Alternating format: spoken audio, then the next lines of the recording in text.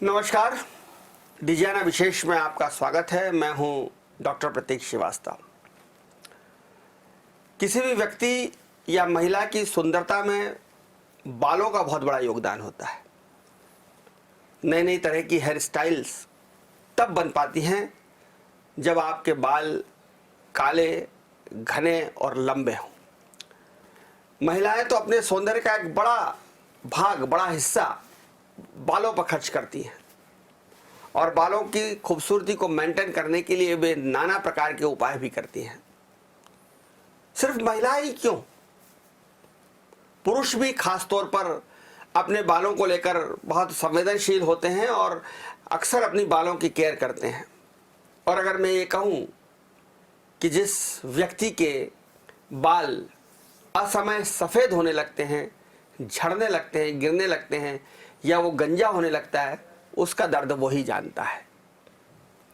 खूबसूरती में सिर्फ बाल चार चांद ही नहीं लगाते हैं, बल्कि सौंदर्य को, सुंदरता को एक मुकम्मल स्थान भी पहुंचाते हैं।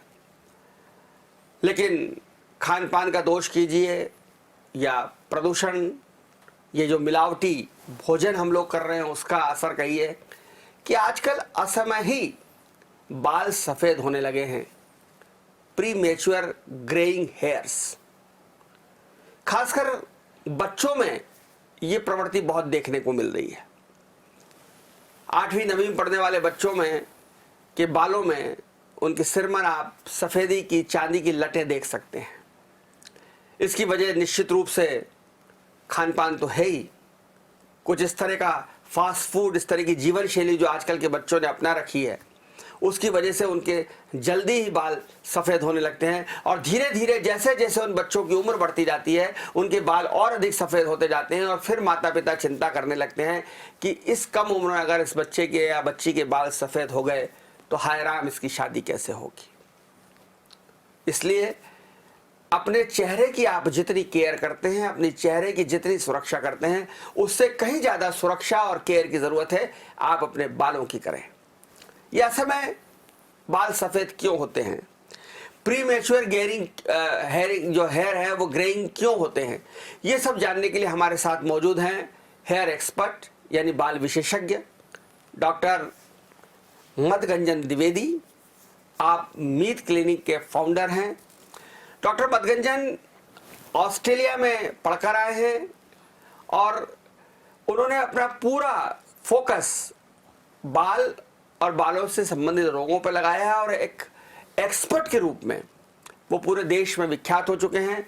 इंदौर में, जबलपुर में और भोपाल में उनके क्लिनिक्स चलते हैं और वो अब तक हज़ारों मरीजों का इलाज करके उन्हें गंजत्व से मुक्ति दिला चुके हैं, बाल गिरने से मुक्ति दिला चुके हैं और असमय बाल सफ़ेद होने के रोग से मुक्ति दिला चुके हैं। डॉक्टर मदगंजन, आपका बहुत स्वागत है। Thank you so much sir. मैं जैसा कि मैंने कहा कि असमय बाल सफ़ेद होना जी, ये क्या है, इसके बारे में इसको किस तरह से डिफाइन करेंगे आप, इसके कैसे ये बीमारी हो जाती है लोगों को?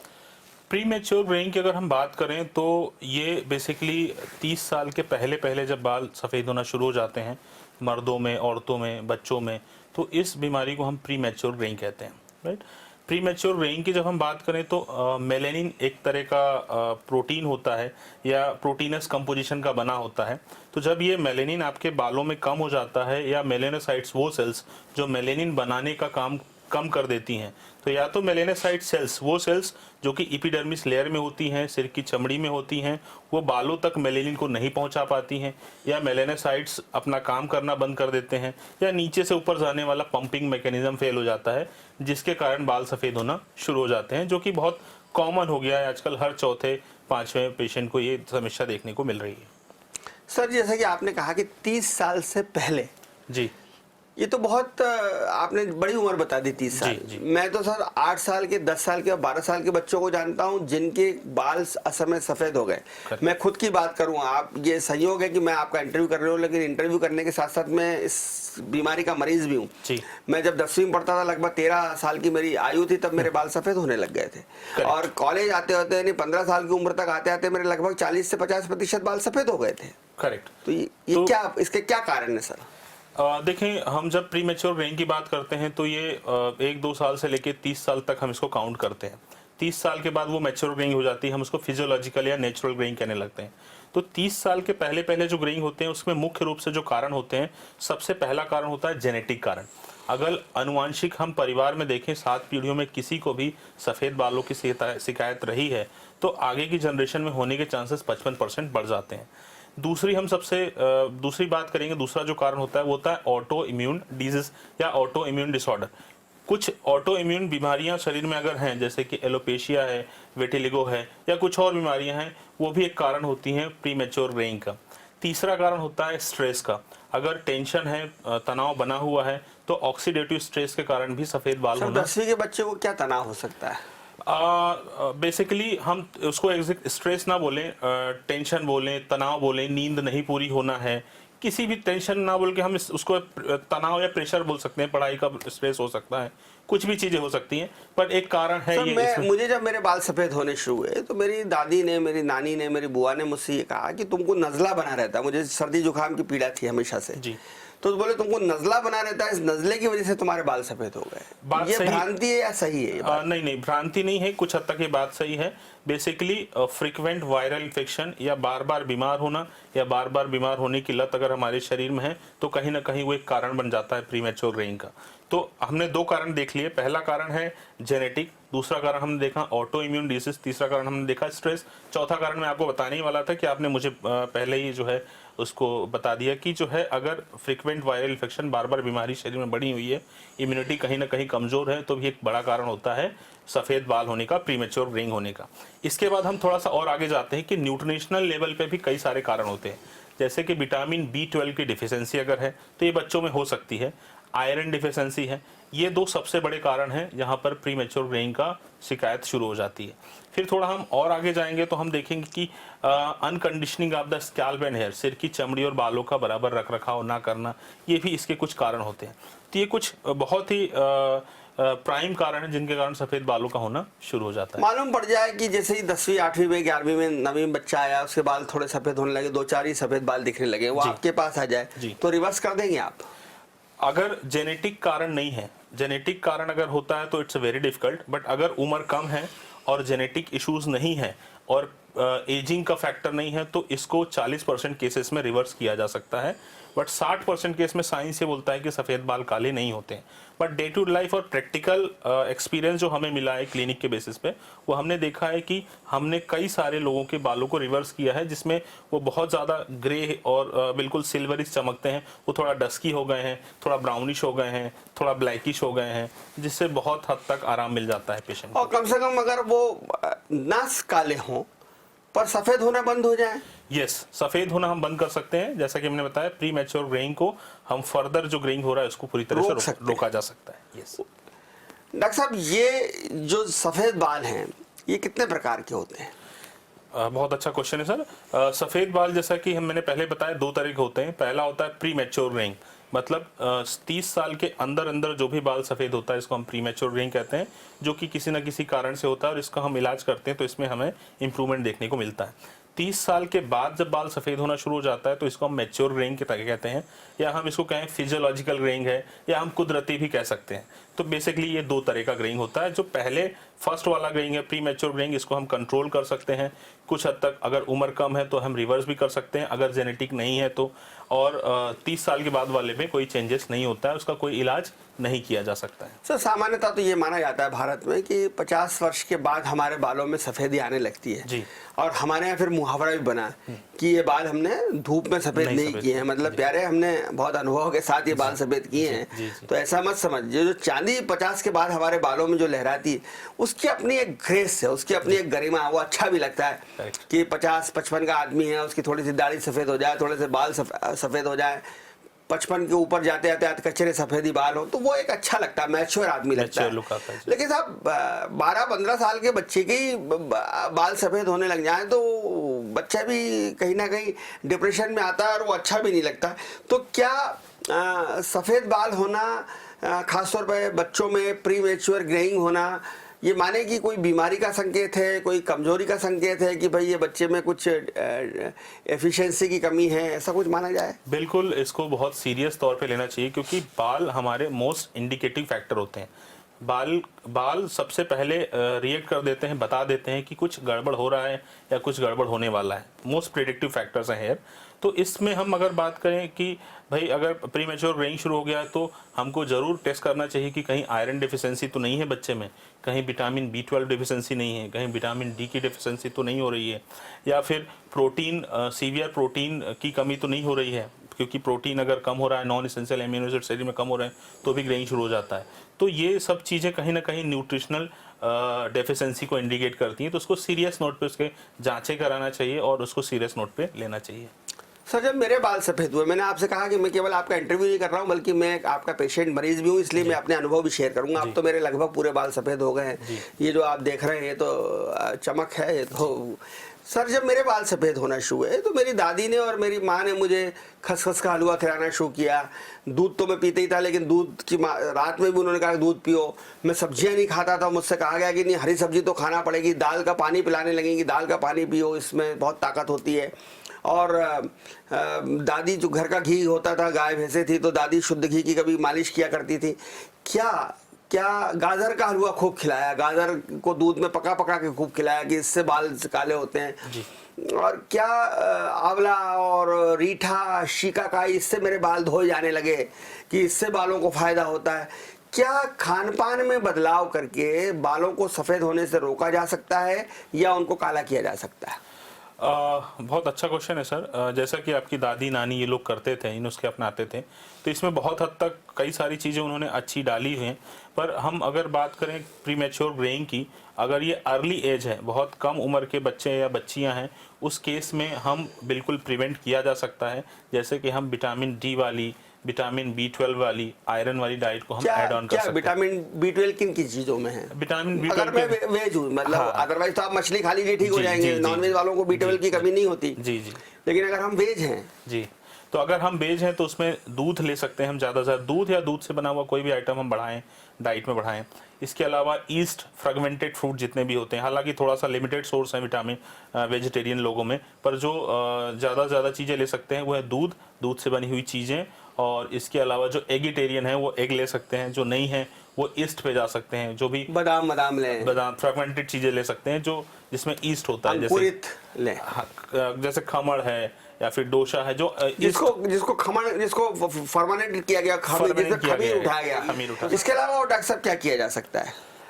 इसके अलावा जो है हम जो है आयरन, जो ग्रीन लीफी वेजिटेबल्स ऐड कर सकते हैं, हरी पत्तीदार पत्तेदार सब्जियां हैं, मेथी है, वो लें। और विटामिन D बहुत ज़रूरी है। प्रोटीन अगर उसमें चेक करें कि अगर बच्चे में प्रोटीन की कमी है तो कहीं ना कहीं प्रोटीन की मात्रा बढ़ाई जाए, ये सब चीज़ें करना बहुत ज़रूरी है। अब मान लीजिए कि इतने सब प्रयास करने के बाद जी, ये हरी पत्ती खा रहे हैं, अंडे का सफ़ेद हिस्सा भी खा रहे हैं और नॉनवेज भी खा रहे हैं, उसके बाद भी आपके बाल सफ़ेद होते रहें तो आप किस तरह से उसका इलाज करते हैं? आप क्या किस तरीके से इलाज किया जाता है? देखिए, जब हम खान पान से चीज़ें कंट्रोल में नहीं आती हैं तो फिर एक मेडिकल लेवल पे हम जब जाते हैं, क्लिनिक पे जाते हैं, तो सबसे पहली चीज़ होती है हम इसको डायग्नोज करते हैं कि क्या क्या चीज़ें कहाँ कमी आ रही है। सबसे पहले 75 टाइम जूम कैमरे में चमड़ी और बालों का स्टेटस पता लगाया जाता है कि कहीं सिर की चमड़ी में कोई प्रॉब्लम तो नहीं है, बालों में स्ट्रेंथ में, चमड़ी में इन्फेक्शन तो नहीं है। चमड़ी इन्फेक्शन नहीं, बेसिकली चमड़ी हेल्दी है या अनहेल्दी है, बाल की जड़ में सूजन है, उन एक लोकल लेवल पे डायग्नोसिस बनाया जाता है। फिर इंटरनल डायग्नोसिस के लिए हम कुछ ब्लड टेस्ट करवाते हैं, जैसे कि आयरन टेस्ट हम करते हैं, सीरम फेरेटिन टेस्ट करते हैं, प्रोटीन का टेस्ट करते हैं, मिनरल टेस्ट करते हैं। ये टेस्ट में अगर वाकई में चीज़ें कम पाई जाती हैं तो फिर हम non essential amino acid start करते हैं, मतलब एक स्पेशल तरीके का प्रोटीन स्टार्ट करते हैं, कुछ मिनरल स्टार्ट करते हैं, कुछ स्पेसिफिक सप्लीमेंट्स डाला जाता है जिसकी वजह से फिर वो मेलेनिन बनना शुरू हो जाता है, या जो मेलेनोसाइट्स डीएक्टिवेटेड फॉर्म में वो समहाउ एक्टिवेट हो जाती है। तो इस तरह से फिर टेक्निक्स लगा के जो चीज़ें की जाती हैं। सर, जब मेरे बाल सफ़ेद हुए तो फिर मैंने काली जंगली मेहंदी लगाना शुरू किया। उसके बाद फिर कुछ दूसरे तरह का, कुछ मैं ब्रांड का नाम तो नहीं लूँगा, यहाँ नहीं लेना चाहिए, लेकिन दूसरे सस्ते किस्म के ब्रांड आने लगे, वो यूज़ करने लगा। तो फिर मेरे घर वाले अक्सर मुझे टोकते थे और बाहर के लोग भी कहते थे कि साहब ये जो आप कलर करते हो ना बालों में, जो आपने ये कलरिंग करना शुरू कर दिया है, ये बहुत नुकसानदायक है। इससे आपके बाल और जल्दी सफेद होंगे। जी। तो बालों को कलरिंग नहीं करना चाहिए और इनको जो है जैसे थे वैसे ही रहने देते तो ठीक रहता है। और अगर आपको करना ही है तो जो देशी मेहंदी होती है जो महिलाएं हाथों में लगाती है, तीज त्योहार पे लगाती है, करवा चौथ का त्यौहार आ रहा है और खूब महिलाएं मेहंदी लगाएंगी, तो ये वाली मेहंदी लगा के रखो तो इससे ठीक रहेगा। लेकिन वो मेहंदी लगाने से टिपिकल लाल लाल बाल हो जाते थे और लोग आपको जो है वो एक वर्ग विशेष का समझने लगते थे, तो वो भी हमने छोड़ दिया। तो क्या कलर लगाने से या शैम्पू, साबुन, ये सब चीजें बालों को सफेद करती हैं? देखें, केमिकल बहुत ज़्यादा एक्सपोजर होता है केमिकल का हमारी बॉडी की, डाई जिसको हम कहते हैं। हाँ, किसी भी ऑरिफाइस से हमारे शरीर के अंदर केमिकल जा रहा है तो कहीं ना कहीं वो प्री मैच्योर ग्रेइंग का कारण बन सकता है। तो हम बात करें कलरिंग की, तो कलर में हमेशा अमोनिया होता है जो बालों को नुकसान करता है हर एक लेवल पे, जैसे कि ड्राइनेस, रफनेस, ब्रिटलनेस, बाल दो मुँहे होने आना, इसके अलावा जो है सफ़ेद होना भी वहाँ पर शुरू हो जाता है या बढ़ जाता है, या सफ़ेद बालों को ये ट्रिगर कर सकता है। तो कलर करना हमेशा बालों के लिए अच्छा नहीं माना जाता है। तो मेरा सजेशन ये है कि आप नेचुरल हिना पे रह सकते हैं अगर आपको लाल बालों से कोई इशू नहीं है तो, पर नेचुरल हिना भी महीने में 1 बार या 2 बार लगा सकते हैं। उसके बाद भी ऐसा लग रहा है डाई और कलर में कुछ अंतर है? जो भी आपके बालों को काला रंग दे रहा है दैट इज समवेयर अमोनिया है ही सही। हम उसको कितना भी बता लें कि अमोनिया फ्री है या कुछ भी है। तो बड़े बड़े ब्रांडों के जो अभी आते हैं कलर, उसमें बड़े बड़े शब्दों में लिखा रहता है अमोनिया फ्री। अमोनिया कुछ % मात्रा में डाला जाता है क्योंकि बिना अमोनिया के बाल कलर नहीं होते हैं, पर कोशिश यही करना चाहिए कि हम अमोनिया फ्री कलर ही यूज करें, अमोनिया फ्री कलर का इस्तेमाल ही करें क्योंकि कम अमोनिया मिलेगा हमको उसमें। डॉक्टर साहब, इसको क्या कलरिंग हमको करना चाहिए नहीं करना चाहिए? कलर, आप बहुत प्रोफेशनल हैं, कलर के बिना आपका काम नहीं चलता। कुछ एक तरीका मैं बता सकता हूं कि उसको किस तरह से करें। बेसिकली कलर का इस्तेमाल कम से कम 40 दिन के बाद ही इस्तेमाल करें, 40 दिन के पहले रिपीट नहीं करें। कोशिश करें कि बालों को वहाँ टचिंग करें जहाँ पर वो बाल सफ़ेद हो गए हैं, पूरे सिर में, सिर की चमड़ी में, पूरे बालों में नहीं लगाएं। वो जड़ से नीचे से जो निकल गया उत्तम लगा लें। हाँ, कुछ एरिया जहाँ जहाँ कलर फेड हुआ है वहाँ टचिंग करें और सिर की चमड़ी में नहीं लगाएं। और इसको 40 दिन के बाद ही रिपीट करें, 40 दिन के पहले दूसरा बार कलर नहीं करें। 15-20 दिन में साहब ये बाल सफेद दिखने लगते हैं यहाँ से। कोशिश करें सर, टचिंग करके काम चलाएं। महीने भर आते आते तो वो इतने बुरे लग जाते हैं कि समझ में नहीं आता कि आपके बाल काले हैं कि सफेद हैं। समझ गया सर, ये एक बहुत बड़ी समस्या है। इस पे जो है नेचुरल हिना पे काम चल रहा है, हमारी कंपनी और हमारी टीम भी काम कर रही है इसके ऊपर। क्या बिना कलर कराए, बिना डाई कराए, सिर्फ रख रखाव के जरिए प्री ग्रेइंग बालों को रोका जा सकता है? जैसा कि मैंने पहले बताया कि अगर हम early stage of pre mature greying पे हैं, मतलब हम बात करें कि 20 साल के पहले हैं या 25 साल के पहले हैं, तो हम रख रखाव अगर करते हैं बेहतरीन तरीके से बालों का, जैसा कि मैंने बताया खान पान में जो मैंने चीज़ें बताई हैं, जैसे कि विटामिन B12, आयरन की भरपाई करें, right, protein, non essential amino acid protein की भरपाई करें। उसके साथ में आप बालों और चमड़ी की रख रखाव भी करें। शैम्पू का इस्तेमाल करें, 1 दिन छोड़ के करें, 1 दिन छोड़ के तेल लगाएं, मतलब सप्ताह में 2 से 3 बार सिर की चमड़ी को मॉइस्चर करना ज़रूरी है क्योंकि सिर की चमड़ी ये इलास्टिक होना ज़रूरी है, अनइलास्टिक हो जाएगी तो बालों को सपोर्ट करना बंद कर देती है। तो 1 दिन छोड़ के शैम्पू करें, 1 दिन छोड़ के तेल लगाएं तो अच्छे से शैम्पू करें, साफ़ होना चाहिए, तेल निकलना चाहिए। तेल लगाने के बाद 4 घंटे बाद आप शैम्पू कर सकते हैं क्योंकि तेल का काम 4 घंटे में पूरा हो जाता है। दिन में 2 बार रात में लगा कर सो जाइए, सुबह शैम्पू कर सकते हैं। दिन में 2 बार कंघा करना भी ज़रूरी है क्योंकि आजकल की कई सारी जनरेशन ने क्या किया है, बालों को टच करना बंद कर दिया है। किसी के बाल जड़ते हैं तो कंघा करना बंद कर देता है, शैम्पू करना बंद कर देता है, तेल लगाना बंद कर देता है। तो these all are the myth जो कि नहीं करना चाहिए।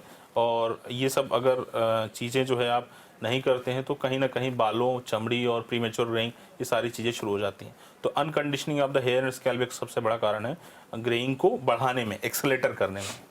डॉक्टर मीत, मैं आपसे ये भी जानना चाहता हूँ कि जैसे जब शुरू में 2, 4, 5 आपके 8 बाल सफ़ेद होते हैं जी, तो आप उनको तोड़ लेते हैं जी। तो मेरा पहला सवाल तो ये है कि क्या इस बालों को तोड़ने से ये दूसरे बालों को वो ऐसा कोई द्रव्य निकलता है क्या जिससे दूसरे बाल सफ़ेद हो जाएं? दूसरा सवाल मेरा ये है कि देखिए घर में आजकल सबके अलग अलग कंघे तो होते नहीं। आधुनिक घरों की बात छोड़ दीजिए, पुराने गांव में तो एक कंघे में पूरा घर करता है जी। एक टॉवल से पूरा घर पोंछता है। मैं ये जानना चाहता हूँ कि ये जो बालों के कंघे हैं या मेरे बाल सफेद हो रहे हैं, उसी कंघे को मेरी दूसरे ने लगा लिया, तीसरे ने लगा लिया, तो क्या ये एक दूसरे से फैलने वाला रोग है? ये मैं जानना चाहता हूँ। देखिए, हम कंघा इस्तेमाल और टॉवेल इस्तेमाल करते हैं, छुआछूत वाली बीमारी नहीं है, तो हम एक दूसरे का कंघा इस्तेमाल कर सकते हैं। आइडियली नहीं करना चाहिए अगर आप थोड़ा हाइजीन मेंटेन करते हैं, पर ये कंघा इस्तेमाल करने से फैलता नहीं है, ये छुआछूत वाली बीमारी नहीं है, तो एक दूसरे से प्रीमेच्योर ग्रेइंग बढ़ती नहीं है। और पहला क्वेश्चन आपका था कि जो बाल तोड़ लेते हैं। हाँ, तो बाल अगर हम तोड़ लेते हैं तो तोड़ने की वजह से सफ़ेद बाल नहीं बढ़ते हैं, इंक्रीज नहीं होते। ये एक मिथ है जो मैं क्लियर करना चाहता हूँ आपके चैनल के माध्यम से, कि बाल तोड़ते हैं तो एक दूसरे से वो फैलते नहीं हैं, ऐसा बिल्कुल भी नहीं सोचना चाहिए, एक मिथ है। और पर तोड़ना नहीं चाहिए। अगर आप तोड़ते हैं तो बाल की जड़ में सूजन आ सकती है, फॉलिकुलाइटिस हो सकता है, कुछ बीमारी, दूसरी बीमारी हो सकती है। या वहाँ बाल आने ही बंद हो जाए? नहीं, ऐसा नहीं होगा, पर उसको तोड़े नहीं। तोड़े से एक फिजिकल स्ट्रेस पैदा हो जाता है, वहाँ सूजन आ सकती है, दर्द हो सकता है, पेन हो सकता है, फॉलिकुलाइटिस हो सकता है, कोई इन्फेक्शन है तो उसके अंदर जा सकता है, तो इसलिए तोड़ना नहीं चाहिए, उसको खींचना नहीं चाहिए। आप चाहे तो काट सकते हैं पर तोड़े नहीं। और छुआछूत तो होती नहीं है? छुआछूत नहीं होती। आपने कंघा यूज कर लिया तो उससे कोई फर्क नहीं पड़ेगा? कोई फर्क नहीं पड़ेगा। अब ये दादी नानी जो होती हैं साहब, ये बड़ी डॉक्टर होती हैं, आपको मालूम है ना? आपने भले कितनी पढ़ाई की हो, लेकिन दादी नानी के पास जो नुस्खे हैं उसका कोई मुकाबला नहीं है। हाँ। तो जब हमारे बाल सफ़ेद होना शुरू होते हैं तो हमको कहा जाता है कि आंवले के पाउडर को गला के उससे बाल धो, या तुम्हारे रूसी डैंड्रफ के कारण बाल सफ़ेद हो रहे हैं इसलिए मुल्तानी मिट्टी लगाओ, या नींबू और दही को मैश करके दही और नींबू से साफ़ करो, या बाल जो आपके सफ़ेद हो रहे हैं तो इसको थोड़ी सी इसको भाप दो टॉवेल के ज़रिए। क्या ये नुस्खे ठीक है या इससे नुकसान होता है? और नहीं सर, ये नुस्खे बिल्कुल भी ठीक नहीं है। ये सब एक इंटरनेट सेंसेशन है। आजकल हर डे टू लाइफ प्रैक्टिस में मैं देख रहा हूँ कि हर कोई ना कोई बंदा इस तरह से आता है जो नींबू रगड़ के आता है, या फिर दही लगा के आता है, या फिर मेथी दाना के पाउडर वगैरह ट्राई करके आता है। बिल्कुल भी इस तरह की कोई भी चीज़ें नहीं करना चाहिए। इन सब के साइड इफ़ेक्ट हैं। अगर आप दही लगाते हैं तो डैंड्रफ और बढ़ जाएगा, राइट। अगर आप मेथी दाना का पेस्ट वगैरह लगाते हैं तो बाल की जड़ में सूजन आ सकती है, हेयर फॉल का रेशियो बढ़ सकता है। तो इन सब चीज़ों को नहीं लगाना चाहिए। और ऊपर से नीचे जाने का, दही से क्यों डैंड्रफ बढ़ जाएगा? दही का तो ये प्रैक्टिकल अनुभव है कि दही लगाने के बाद तो डैंड्रफ कम हुआ। नहीं, अगर ऑयली डैंड्रफ अगर आपको है और आपने दही लगाया तो दही ऑयली प्रॉपर्टी का होता है, वो आपके डैंड्रफ को बढ़ा देगा वो, तो उसका इस्तेमाल नहीं करना चाहिए। अब दूसरी चीज़ आपने जो बताया कि जो है दादी नानी और कुछ नुकसान, आंवले के पानी से नहाना, सीकाकाई, रीठा, आंवले का पेस्ट। ऊपर से कोई भी ऐसा रास्ता नहीं बना है जो कि सिर के बालों के चमड़ी से होकर नीचे की तरफ जाता है, तो ऊपर से लगाने वाली कोई भी चीज़ फ़ायदा नहीं करती है। अगर आप उनको खाएंगे तो वो खाने से हमारे इंटेस्टाइन के थ्रू हमारे ब्लड में जाएगा, ब्लड से फिर आपके बाल की जड़ों से बालों तक पहुंचेगा। तो ये रास्ता होता है, ऊपर से कोई रास्ता नहीं होता। ऊपर से हम आंवला लगाने के बजाय खाएं तो वो ज़्यादा लाभकारी हो सकता है, क्योंकि उसमें विटामिन सी है, और हमारे बालों के लिए, हमारी आंखों की ज्योति के लिए आंवला अच्छा माना गया है, राइट। तो सर ये देशी मैनेजमेंट अगर हम छोड़ दें और हम अगर डॉक्टर मीत के क्लिनिक में आए तो असमय सफ़ेद हो रहे बालों को काला करने के लिए आपके पास क्या मैनेजमेंट है, क्या ट्रीटमेंट है? जैसा कि मैंने पहले बताया कि हम एक सिस्टमेटिक और साइंटिफिक प्रोसेस का इस्तेमाल करते हैं। एक बार हम पहले हेयर और स्कैल्प का डायग्नोसिस करते हैं 75 टाइप जूम कैमरे में डाल के। उस कैमरे से हमको एक रिपोर्ट आती है कि चमड़ी और बालों में क्या प्रॉब्लम्स है। उन प्रॉब्लम्स को सबसे पहले हम दूर करना शुरू करते हैं। फिर हम इंटरनल लेवल पे मैनेजमेंट करते हैं, ब्लड टेस्ट करवा के जो भी डिफिशेंसीज होती है उनकी भरपाई करना शुरू करते हैं। तो हम एक्सटर्नल एप्लीकेशन, इंटरनल मैनेजमेंट और कुछ थेरेपीज वगैरह ट्रीटमेंट मिला के ओवरऑल पूरा मैनेजमेंट बनता है। जब ये हम स्टार्ट करते हैं तो हमको फ़र्क दिखना शुरू हो जाता है। 3 महीने में कुछ चेंजेस आना शुरू होते हैं कि बालों में थोड़ा सा कलर चेंजेस हो रहा है या फर्दर ग्रेइंग रुक गया है। ये सारी चीज़ें हमको 3 महीने में आगे पता चलना शुरू हो जाती हैं। 3 महीने तो इलाज कराना ही पड़ेगा? नहीं, प्री मैच्योर ग्रेइंग का ट्रीटमेंट थोड़ा लंबा चलता है। जो सप्लीमेंट्स होते हैं, जो प्रोटीन इंटेक होता है, वो थोड़ा साल भर तक जा सकता है, साल भर तक। पर 3 महीने में हमको कुछ विजुअल चेंजेस दिखाई देने लगते हैं। मतलब 3 महीने में आपको हल्के फुल्के रिजल्ट्स आने लगेंगे, और आप अगर इसको पूरी मेहनत से करते रहें और डॉक्टर के निर्देश मानते रहें तो साल भर बाद आपको इसमें एक चमत्कारिक परिवर्तन दिख सकता है। रोका जा सकता है इसको। अगर उम्र कम है और ये जो है जितनी उम्र कम होगी उतने ज़्यादा अच्छे रिजल्ट्स इसमें होते हैं। सर मैं जानना चाहूँगा कि सामान्यतः मतलब अब अलग अलग के साथ डिपेंड करता होगा खर्चा, लेकिन एक सामान्य अगर हम एवरेज देखें तो कितना खर्चा इसको में आता होगा? खर्चा सर डिपेंड करता है सीवियरिटी ऑफ द प्रॉब्लम के ऊपर, क्योंकि कभी कभी कुछ केसेस में जो जेनेटिक होते हैं हम तो उनको मना कर देते हैं कि यहाँ पर ट्रीटमेंट की ज़रूरत नहीं है। पर अगर ऐसा लगता है कि जो है इनको ट्रीटमेंट की ज़रूरत है तो कुछ प्रोटीन जो सप्लीमेंट्स होते हैं उन्हीं का खर्चा होता है, जो कि 1000-2000 के आसपास मंथली के आसपास जाता है या इसके अप्रॉक्स रहता है। बट एग्जैक्ट हम तब बता पाएंगे जब पेशेंट आएगा, उसको डायग्नोज करेंगे, उसकी चीज़ें शॉर्ट आउट करेंगे, कौन सी दवाइयाँ जा रही हैं, कितने पावर की जा रही हैं, कितनी तरह की दवाई जा रही हैं, तो खर्चा अनुमानित उस समय होता है। बट अप्रॉक्स जो है अभी हम ऐसा समझ सकते हैं कि 1000-2000। सर आजकल मार्केटिंग का ज़माना है, विज्ञापनों की दुनिया है, ये बड़ी सतरंगी सपने दिखाने वाली दुनिया है। अब ये जो विज्ञापनों की दुनिया है इसमें नाना प्रकार के साबुन और नाना प्रकार के शैम्पूस का विज्ञापन आता है। साबुन के विज्ञापन अगर आप देखें तो कई बार तो मैं भ्रमित हो जाता हूँ कि साबुन को लगाना है, इससे नहाना है या इसको खाना है।